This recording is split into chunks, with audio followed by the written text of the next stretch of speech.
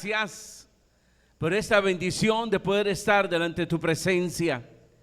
Gracias porque podemos alabarte, adorarte, Señor. Y porque podemos traer delante de ti nuestras angustias, nuestras necesidades, nuestras enfermedades.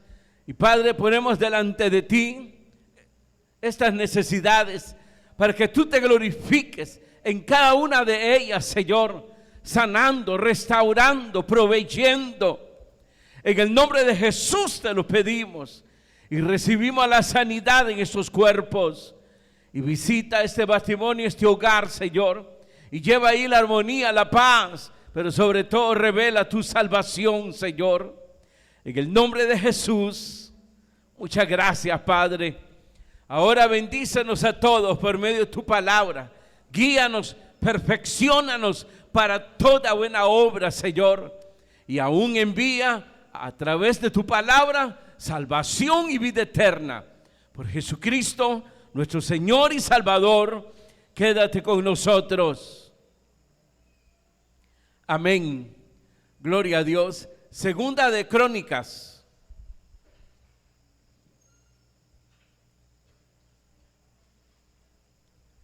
Segunda de Crónicas, capítulo 6. Y leemos, hermanos, el verso 18 en adelante. Segunda de Crónicas, capítulo 6, verso 18.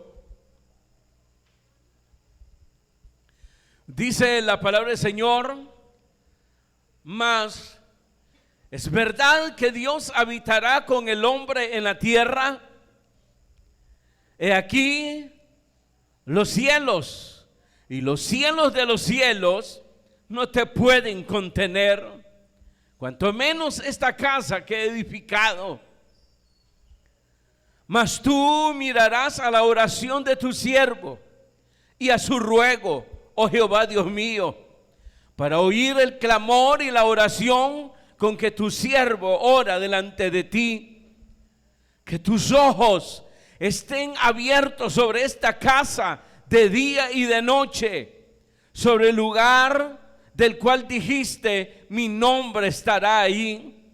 Que oigas la oración con que tu siervo ora en este lugar.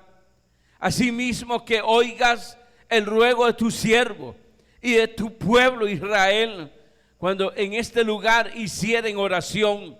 Que tú oirás desde los cielos, desde el lugar de tu morada, que oigas y perdones. Amén. Verso 29. Toda oración y todo ruego que hiciere cualquier hombre o todo tu pueblo Israel, cualquiera que conociera o conociere su llaga y su dolor en su corazón, si extendiere sus manos hacia esta casa, tú oirás desde los cielos, desde el lugar de tu morada, y perdonarás y darás a cada uno conforme a sus caminos, habiendo conocido su corazón, porque solo tú conoces el corazón de los hijos de los hombres, para que te teman y anden en tus caminos todos los días que vivieren sobre la faz de la tierra que tú diste a nuestros padres. Amén y amén. Pueden sentarse, queridos hermanos. Y pienso, hermano, cuán apropiado es el tema de hoy, que hemos venido, hermanos, a un culto que fue establecido para oración. Y lo que hemos leído aquí, siempre, hermanos, continuando sobre la dedicatoria del templo que había recién edificado el rey Salomón, dice ahí que el templo vino a ser, en primer lugar, casa de Dios, que Dios había prometido morar en ese lugar. Y por eso aquí, hermano, la expresión de Salomón al decir ¿Es verdad que Dios habitará con el hombre en la tierra? Y vendrá esta casa cuando dice ahí los cielos y los cielos de los cielos no pueden contenerte. Pero era la promesa de Dios. Y sabemos que las promesas de Dios son fieles. Además de eso, hermanos, iba a ser llamada también casa de oración, donde los hombres, de acuerdo a sus diversas necesidades, iban a ir a aclamarle, a buscar su auxilio. Es decir, que para que el hombre tuviese acceso a Dios. Ya el Señor Jesucristo, hermanos, ustedes recordarán cuando enfrentó a los líderes religiosos, habían convertido, hermanos, la casa de Dios en un mercado. ¿Se acuerdan? Que agarró un azote, volcó, hermanos, las mesas de los cambistas, todo lo que había ahí, porque prácticamente era un mercado.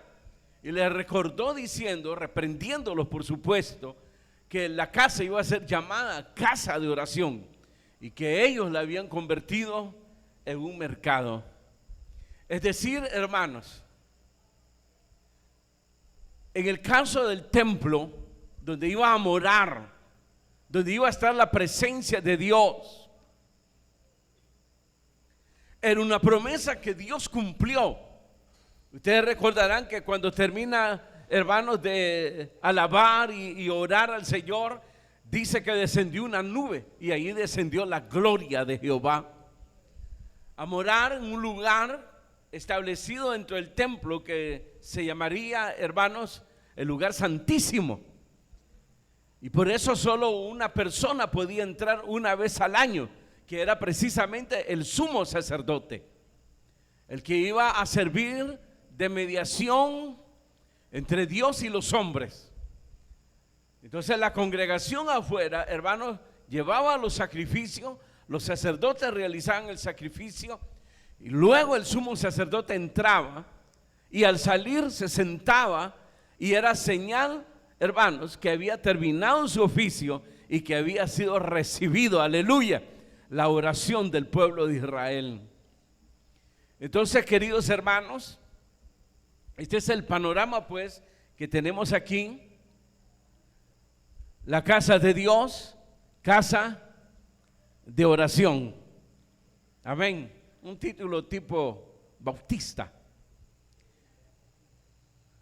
Ahora lo increíble de esto en el verso 18, porque ese templo era grandioso, hermano, que había sido edificado.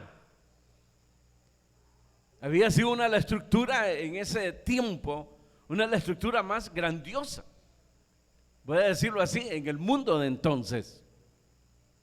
Y como había sido edificado un lugar alto, entonces todos los que venían de lejos, tantos judíos que venían de otros países, hermanos, para orar en el templo y hacer los sacrificios, celebrar las fiestas religiosas que tenían, hermanos, era grandioso poder ver, hermanos, apreciarlo de lejos, el brillo, porque acuérdense que se había puesto oro en esos lugares. El mismo discipulado, hablando ya del segundo templo, se le llamaba segundo templo en los tiempos de Jesús porque había sido destruido.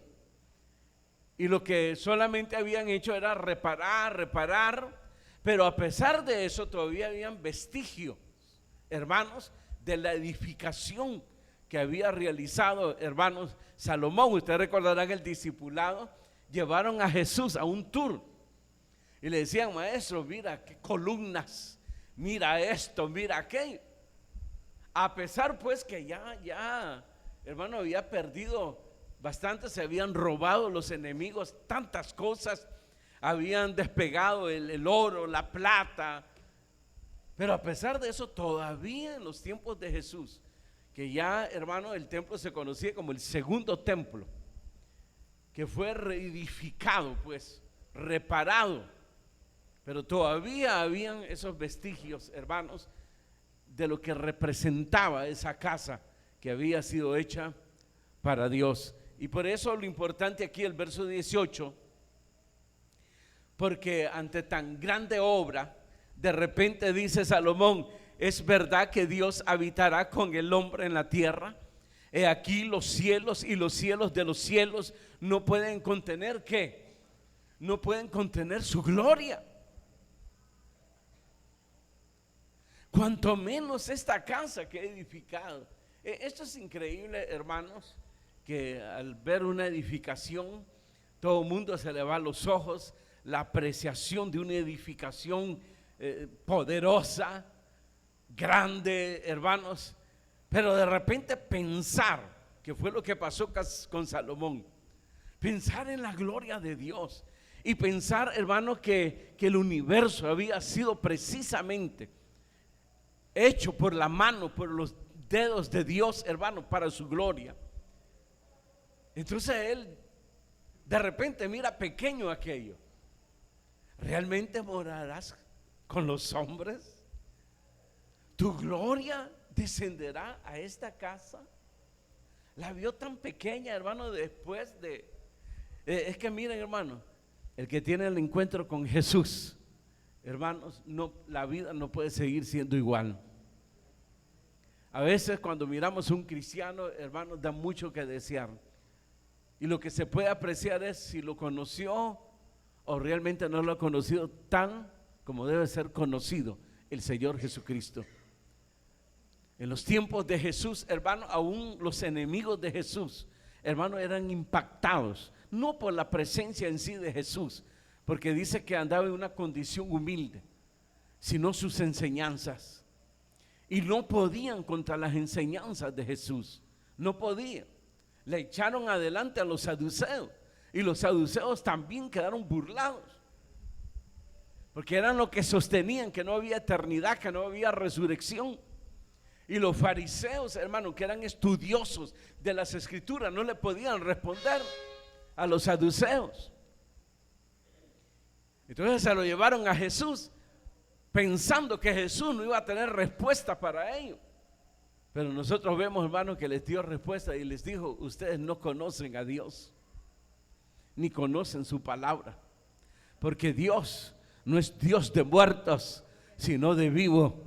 Cuando Él dijo: yo soy el Dios de Abraham, de Isaac, de Jacob, no habló de un pasado, habló de un presente, porque para Él todos los que creen en Él, para Él viven. Diga gloria a Dios. Lean esa declaración, no dice ahí Dios, el que fue Dios de Abraham, el antepasado, pero ya murió, el Isaac del antepasado, Jacob del antepasado. No, él daba testimonio diciendo: yo soy el Dios de Abraham, el Dios de Isaac, el Dios de Jacob, porque no es Dios de muertos, sino de vivos. Hermanos, eran impactantes. Y todo aquel que recibe al Señor Jesucristo, su vida es impactada y estimulada a llevar una nueva vida. Así que hoy yo creo que van a reconciliarse la mayoría, porque no es posible vivir, hermanos, y llevar una cristiandad tan muerta, tan vacía, como que si no ha pasado nada ahí en sus corazones, o ya se les olvidó el día que Jesús vino a sus vidas. Y hoy lo tienen de menos. Uno de los salmistas dice: oh alma mía, ¿qué dice? ¿Qué dice? Bendice a Jehová y no olvides ninguno de sus beneficios, porque Él nos sacó del lodo. Y no digamos las palabras del rey David, hermanos, cuando dice: hermanos, los cielos cuentan las obras de tus manos. Y dice: ¿qué es el hombre para que tengas memoria de él? ¿Y qué son los hijos de los hombres para que te acuerdes de ellos? Lo hiciste poco menor que los ángeles y lo has coronado de gloria. ¿A qué se refiere eso? Se refiere, hermano, que no solamente el hombre cayó en pecado, sino que cayeron también ángeles, arcángeles, con aquel querubín, Satanás. Y dice la Escritura que Dios envió a Jesucristo para salvar al hombre, pero no para socorrer a los ángeles. A ellos les destinó, hermanos, el infierno, la perdición eterna. Y así dice, y así lo confirma el Señor Jesucristo, que ese lugar fue preparado, diseñado para los ángeles caídos, para Satanás y los demonios. Entonces alguien dirá, ¿y por qué el hombre va ahí? Porque el hombre le cree más a Satanás, y creyéndole a Satanás tiene por mentiroso a Dios. Eso fue la rebelión desde el principio y es la que se sigue hasta el día de hoy. La humanidad no cree en Dios, pero le cree a Satanás. Le cree todas sus mentiras, todas las mentiras que le dice, las mismas mentiras que le dijo a Eva, con que Dios os ha dicho que no comen ese fruto. Lo que pasa es que si ustedes comen de ese fruto, serán como Él, serán como Dios. Y a eso le encanta a la gente que les levante el ego, que les haga sentir bien. Y esa es la preocupación del mundo. Y ahora, hermano, con internet y con todos esos mensajes de elevar, hermano, la maldad de los hombres, que todo está bien, que nada es pecado, que todo lo que hagas está bien, que tienes derecho a hacerlo, eres como Dios. Eso es lo que les está diciendo, la gran mentira. Y por eso dice la Escritura que el que no cree está destinado. Y alguien dirá, solo porque no creo en Jesucristo estoy perdido. No, es que la sentencia fue dada desde el principio, ¿no se acuerdan? Y Pablo lo dice, dice, esta es la sentencia: por cuanto uno pecó, todos pecaron. Y por cuanto todos pecaron, todos estábamos destituidos de la gloria de Dios. En Jesucristo encontramos el camino hacia Dios y Él cambió nuestro destino. Pero los hombres no quieren ese cambio, quieren seguir en el mismo camino que lleva a la perdición. La casa de Dios, casa de oración, fue impactante para Salomón cuando él revisaba la construcción y cuando se le dijo que todo ya había acabado. Se imagina ese gran, hermano, monumento, y entrar Salomón y ver la altura del templo, la grandeza del templo. Los hermanos, lo que sostiene la estructura, hermanos, eran de madera preciosa, pero estaban vestidas de plata, de oro, espléndido. Pero de repente, al considerar la gloria de Dios, se volvió pequeño la casa que había edificado. Realmente morarás con los hombres cuando los cielos de los cielos no pueden contener tu gloria. Así fue impactante cuando Jesús vino a nuestra vida. Pero parece que ya no les impacta ni leen la palabra de Jesús. Pero el que lee la palabra, hermanos, que Jesús dijo en los evangelios, nunca dejará de ser impactado. Sí, es la única lectura que no aburre. Y si a usted lo aburrió, usted anda más extraviado que a saber quién. Porque no es posible. Cada vez que yo leo, a veces estoy cerca de la familia y lo comentamos. Y tal vez están haciendo algo y le digo, vengan, mire qué tremendo esto, y se los explico y les digo, qué bárbaro esto. Nunca dejará de impactar. Y puede suceder cuando uno se va enfriando. Yo les conté esa experiencia. Llegar a un momento donde ya uno ya lo leí. Y más si uno lee el libro de números, lee el libro de números en casa, que los vasos, que los utensilios, que son puestos aquí, que son puestos allá, que son lavados aquí, que son allá, y un capítulo, 2 capítulos, 3 capítulos, 5 capítulos, y entonces de repente uno, y yo sé que es Dios el que lo hace reaccionar uno, esto no está bien, y volver a leer la Biblia, hermano. Y usted sabe, cuando uno está frío y leer la Biblia, es como un impío que lea la Biblia, hermano, y que casi como castigo, vas a leer el libro de Crónica, y con la faja ahí, ¿verdad? Y comenzar el pobre chaval o chaval ahí, si tu pueblo saliere a la guerra contra sus enemigos por el camino y comienza a cabecear, le arden los ojos. Yo así comencé a leer, hermano, y de repente la palabra de Dios en el libro de los Salmos: a la presencia de Jehová los montes humean. Que tuviste tu Jordán, que retrocediste a la presencia de Jehová. Que tuviste tu mar, dice, cuando te abriste, fue a la presencia del poder de Dios. Ahí está la clave. La oración,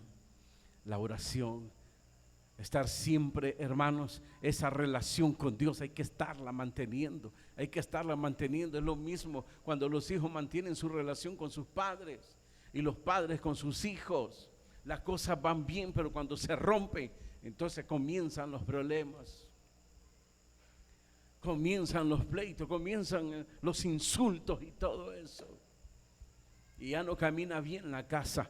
Y Jesucristo lo dijo claramente: una casa dividida está próxima a destruirse.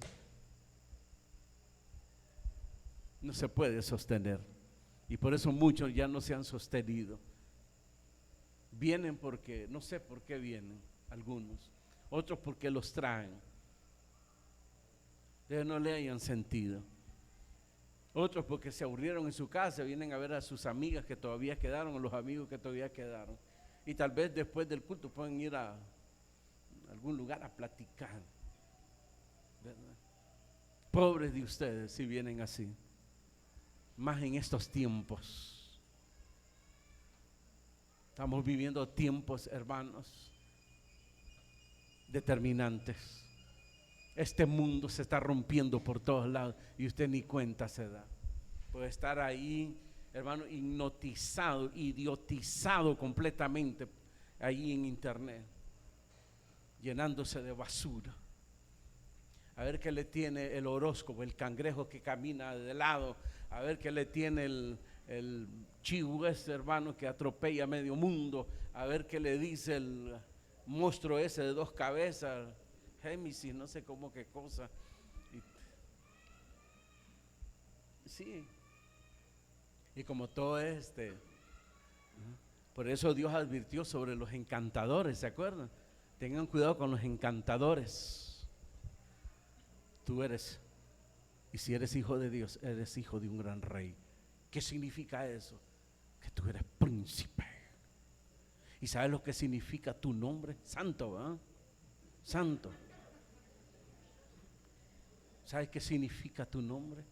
Digno. ¿Y sabes qué significa digno? Eso eres tú. Y claro, el corazón como una serpiente, hermano, comienza a salir del vaso por la música del encantador. Tengan cuidado, dice. Este mundo está lleno de encantadores y por eso la juventud se pierde, se extravía y van con mucho gusto, porque eso lo dice la Escritura, palabras de Jesucristo. Y esta es la condenación, dice, que aman más las tinieblas que la luz. Qué importante es venir a la presencia de Dios, queridos hermanos. Y por eso hermano, se invirtió. Hermano, aquí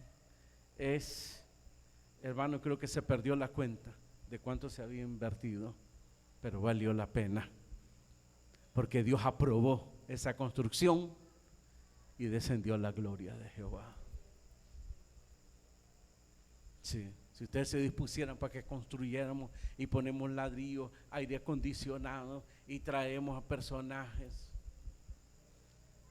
aquí sería distinto. Lo que va a descender es fuego y nos va a consumir a todos, porque Dios ya no habita en casa hecho de mano de hombre.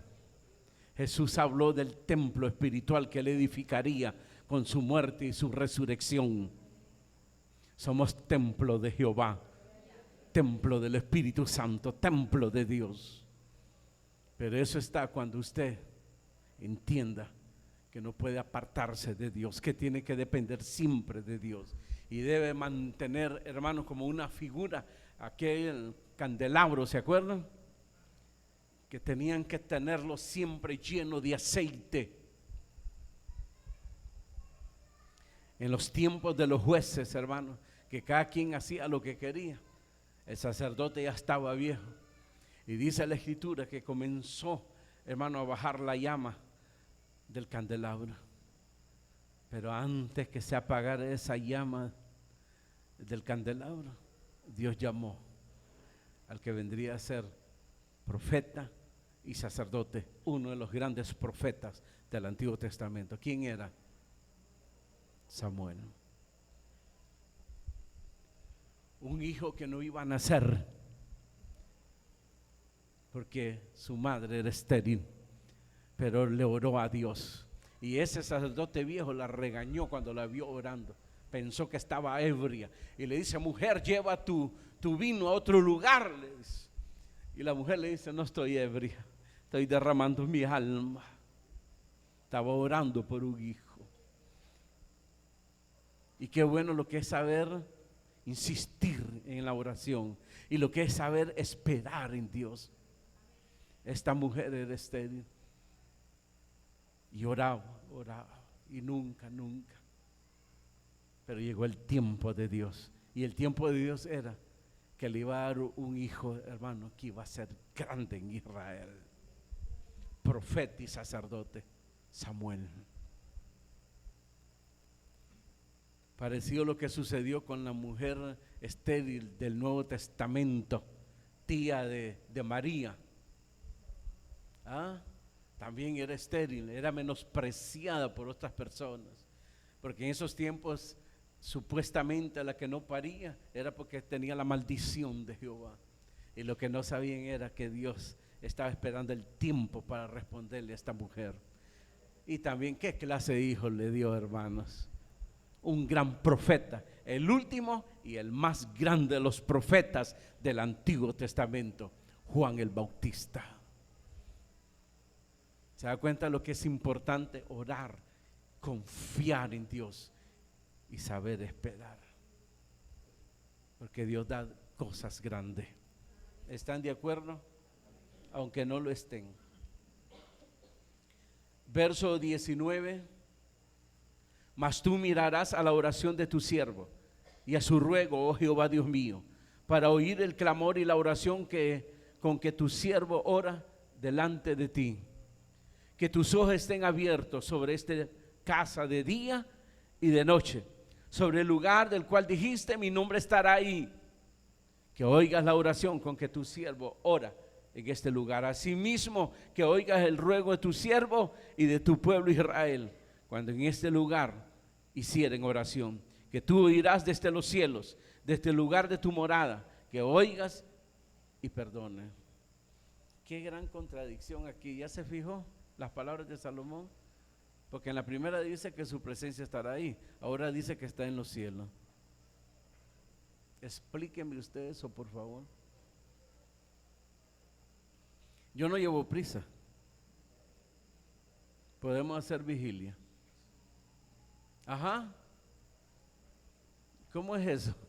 Y tú irás desde los cielos, si está diciendo que iba a estar ahí. Omnipotente es poderoso. Omnipresente. Sí. No hay contradicción. Dios es Dios y puede estar en todas partes en el instante, en el mismo instante. ¿Acaso nosotros no decimos que Cristo está en medio de nosotros porque Él lo prometió? Ahorita hay culto en muchas iglesias, miles de iglesias, y creen lo mismo. ¿Están locos?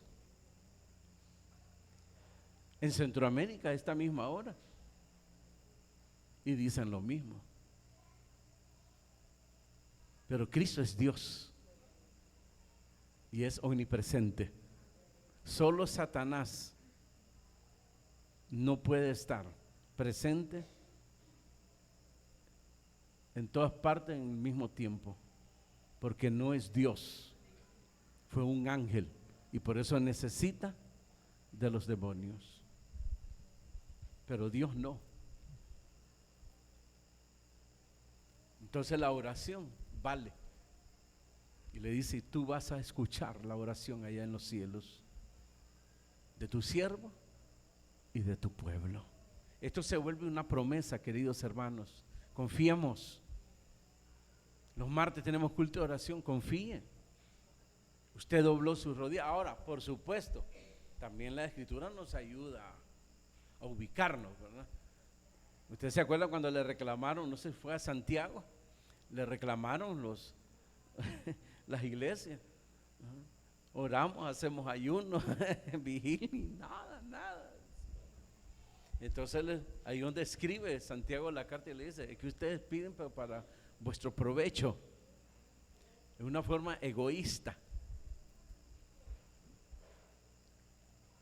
Hermano, nosotros estamos en los propósitos de Dios, no se olvide de eso. Lo que pidamos tiene que estar dentro de los propósitos de Dios.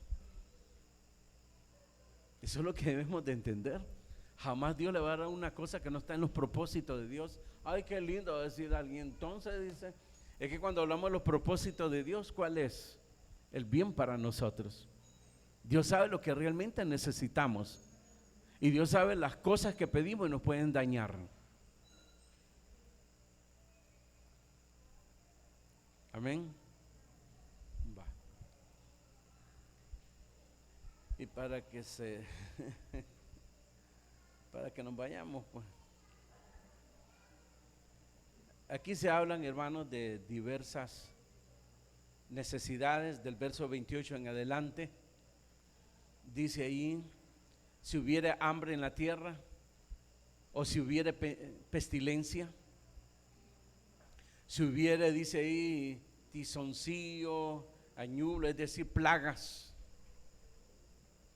Verso 29, toda oración, todo ruego que hiciere cualquier hombre o todo tu pueblo Israel, cualquiera que conociere su llaga y su dolor en su corazón, si extendiere sus manos hacia esta casa, tú oirás desde los cielos, desde el lugar de tu morada, y perdonarás y darás a cada uno conforme a sus caminos, habiendo conocido su corazón, porque solo tú conoces el corazón de los hijos de los hombres, para que te teman y anden en tus caminos todos los días que vivieren sobre la faz de la tierra que tú dices a nuestros padres.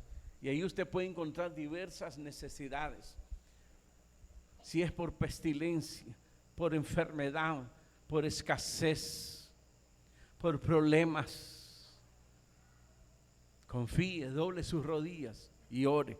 En el caso de los judíos era que se iban a estar, hermanos, en otros países, como así pasó la diáspora. Entonces, del país donde estuvieran, ahí ellos podían levantar sus manos en dirección de donde está el templo.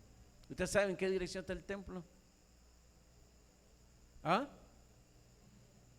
¿Lo saben o no lo saben? Ni yo tampoco, así que ni nos gastemos ahí el cerebro porque no, porque ya eso ya no. Tenemos a Jesucristo y Él prometió, donde 2 o 3 se pusieren de acuerdo, ahí estaré yo, y todo lo que pidieran al Padre será hecho. Pero ese todo, acuérdense, jamás Dios te va a dar algo que va a dañar tu vida, tu relación con Dios, tu futuro. No te lo va a dar Dios, porque Él vino a salvarnos y es grande en misericordia y es justo. No te va a dar algo que te va a dañar. ¿No te has preguntado eso? ¿Por qué no te ha dado lo que estás pidiendo? ¿Nunca te has preguntado?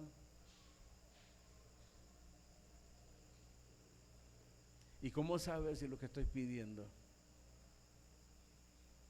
no me va a hacer daño o me va a hacer daño? Lee las escrituras, están los parámetros. Aquí no es asunto de prohibición, queridos hermanos, es asunto que Dios te ha puesto el camino y te ha hablado claro a dónde te puedes ir en el abismo y a dónde está el camino que lleva a la vida.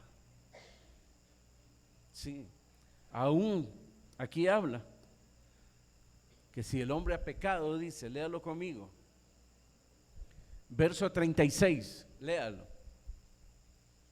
Si pecaren contra ti, ¿qué dice? Se los llevó el diablo. Y te vas a enojar y nada de contestarle. Así que los que pecaron están perdiendo el tiempo. No dice eso. Ya me miraron afligido. Estamos leyendo la misma Biblia. Dice, si pecaren contra ti, pues no hay hombre que no peque. Por eso Jesús, cuando llevaron a la mujer adúltera, ¿verdad? La respuesta fue, si alguno está sin pecado, tire la piedra. Lo más grandioso en esa gente, hermano, fue que tenían la conciencia todavía. Hay muchos de ustedes que ya las tienen cauterizadas, pero estos no, porque dice que cuando les dijo eso, se comenzaron a alejar y se fueron. Cuando Jesús volvió a levantar su rostro, porque estaba como haciendo que estaba escribiendo en tierra, cuando alzó su rostro no vio a nadie, solo a la mujer con él. Y le dijo, mujer, ¿dónde están los que te acusaban? ¿Ninguno te condenó? No, nadie. Qué raro. Qué raro, ¿eh? ¿Todavía tenían conciencias? Hoy la mayoría la tienen cauterizada. Una ofensa no la perdí, van con toda la ley. Y si se llevan a su madre en cuenta, se la llevan. O sea, no les importa si mamá y papá se van a ir de la iglesia y se van a ir precisamente prejuiciados. El que se llena a raíz de amargura, dice la escritura, que es pecado, y la paga de pecado es la muerte. Y no les importa, con tal de satisfacer sus concupiscencias, la venganza. Así que no me mire ahí todo raro, porque esa es la verdad. Pero si pecare, porque no hay hombre que no peque, todos pecamos. ¿Vea que pecó usted? ¿Sí o no? Usted tiene valor. Ya me va a contar. Todos. ¿Saben por qué tenemos la promesa de Dios? Todavía tenemos la gracia de Dios. ¿Y por qué vamos a ser salvos? Es por la misericordia de Dios. Y por eso cantamos, tu fidelidad es grande. Por eso, queridos hermanos, y por eso necesitamos depender de Él. Por supuesto, el que peca tiene que llegar con un genuino arrepentimiento, de verdad, no de mentira. Y confesar su pecado delante de Dios. Su pecado es reconocer que realmente él tiene la culpa o ella tiene la culpa. Miren lo que hacían los profetas cuando oraban, oraban por el pueblo. No se ponía ahí, oh Señor, este pueblo tan miserable, duros de corazón, de servir, hijos del diablo, quémalos. No, Señor, hemos pecado, te hemos fallado, hemos actuado contra ti, hemos menospreciado tu gloria. Él se involucraba, hermano. Y ha encontrado decretos ahí. ¿Ha encontrado ahí en las oraciones decretos? ¿Ah? Raro, ¿verdad? Sí, porque hoy se creen dioses los ministros. Y comienzan a decretar como que Dios está obligado que lo que ellos decreten se haga. Están perdidos. Y eso le enseñan al pueblo. Y por eso usted va a ver mensajes internet, hermano, usted tiene que tener cuidado. Sí. Oro por tal cosa. Y decreto, dice. No, si lo único que puede decretar es Dios. Hágase la luz. Y fue la luz. Eso es decretar. Usted no tiene que estarle mandando nada a Dios. Aquí el rey de reyes, Salomón era rey de reyes, era un imperio. Su padre le había heredado el reino y su padre había conquistado reyes y los reyes estaban al servicio del rey. Así le dejó él, así fue la herencia que recibió Salomón. Y por eso se le llamó príncipe de paz, porque en su reino iba a haber paz, e iba a ser un rey de paz, y era rey de reyes. Y hace poco estudiamos cómo inclinó la corona, se dobló sus rodillas ante Dios y comenzó a orar lo que estamos leyendo. Increíble, eso fue impactante para la nación. Ver, hermano, humillado al rey con sus ropajes espléndidas de rey, hermano. Parecido a lo que hizo su padre David, que venía de una gran batalla. Y cuando abrieron las puertas, venía ya con sus trajes de realeza, su corona. Pero de repente se detiene, hermano, a la entrada de Jerusalén. Y se quita la corona, se desnuda y entra danzando. Y la esposa, hermano, que solo pasaba limándose las uñas, pintándose las cejas, metiéndose color en los ojos y bañándose en leche de burro y a saber qué más, cuando lo vio por la ventana a lo lejos, le dio vergüenza. Y cuando ya llegó donde ella le dijo: ¿no te da pena lo que hiciste ante tus siervos? ¿Ah? ¿No te dio vergüenza? Es vergonzoso lo que hiciste. Si tú eres el rey de reyes, te van a menospreciar los demás por lo que hiciste. Es que eso es lo que estaba pensando ella. Pero él lo dijo: lo hice para Dios, y aún seré más vil si lo hago siempre para la gloria de Dios. Ahora danzaron, hay que aplaudirlos. Ahora ya no es vergonzoso, ahora hay que aplaudirlos. Ahora hasta son ministerios. Sí, yo miro en sus ojos un ministerio de danza, hermano. Usted músico, no sé, miro en la frente, le miro ahí, ya casi el 666. No, hermano, no.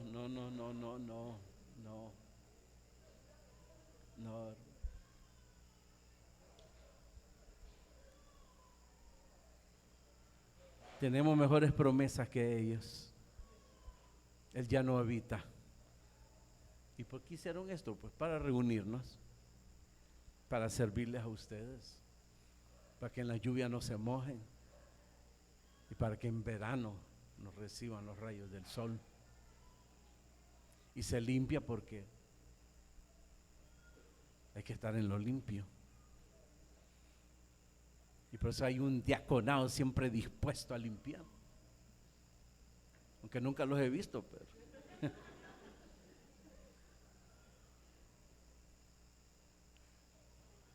pero no es por otra cosa, ¿no?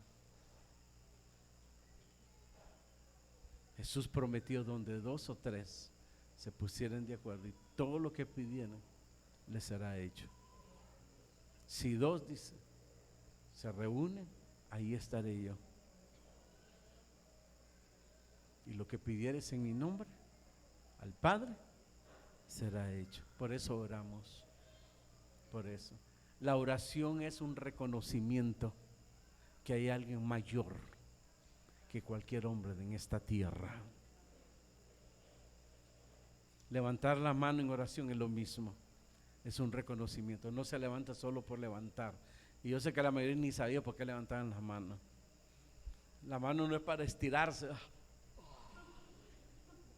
No, es una actitud de adoración, de reconocimiento, de proclamación hacia la gloria de Dios. Amén y amén. Si bien es cierto, ya no existe una estructura para la casa de Dios, porque Dios mora en los creyentes. Por eso se le llamó iglesia, que debiéramos de congregarnos ahora para ser enseñados por Dios a través de su palabra. Eso es lo que dice la Escritura.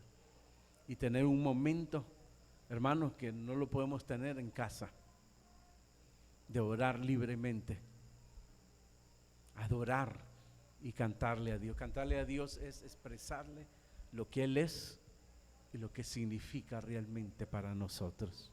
Para aquellos que dicen, ¿para qué le cantan? Por eso le cantamos.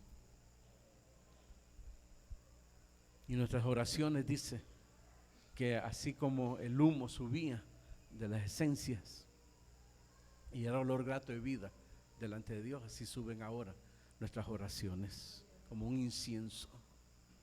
Entonces ya no necesitamos ahí estar, hermanos, con esas cosas, no con carbones ahí, hermano.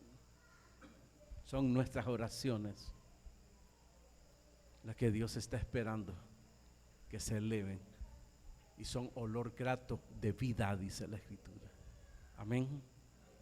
Amén. No se detenga a orarle al Señor, y si ha pecado, porque no hay hombre que no peque, ore ahí en su lugar.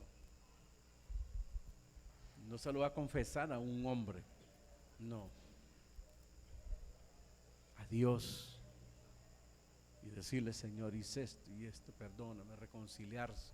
Y cuando hay un llamado de reconciliación, hágalo público en el sentido de reconciliarse, no público, ¿verdad? Porque todos estos se lo hartan y se lo hartan vivo, y no van a tener piedad de usted ni misericordia. Hágalo aquel